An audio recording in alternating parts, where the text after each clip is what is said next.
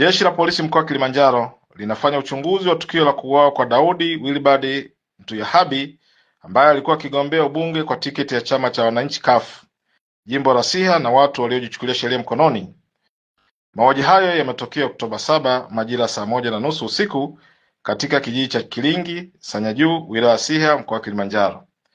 Tukio hilo la kujichukulia sheria mkononi limetokea baada ya Daudi Wilbard Ntuyehabi ambaye kwa sasa ni marehemu kumchoma kwa kisu tumboni na kusababisha utumbo kutoka nje wa ndugu Abdul Isa Mohamed, mkazi wa Kilingi kata Sanyajuu.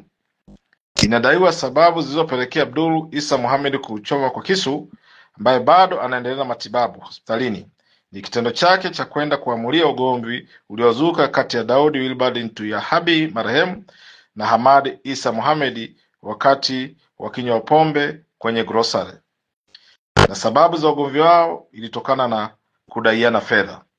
Jeshi la Polisi mkoa wa Kilimanjaro linawashikilia watu 8 kwa tuhuma za kujichukulia sheria mkononi kwa kumshambulia Daudi Wilbard Ntuyehabi hadi kusababisha kifo.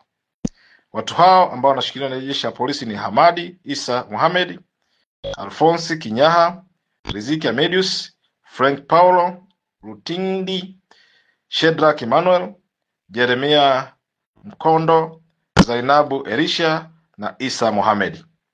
Jeshi la Polisi mkoa wa Kilimanjaro linaendelea kutoa wito na kukemea tabia ya baadhi ya watu kujichukulia sheria mkononi, kwani mara nyingi imekuwa ikisababisha madhara makubwa kama haya yaliyotokea katika tukio hili.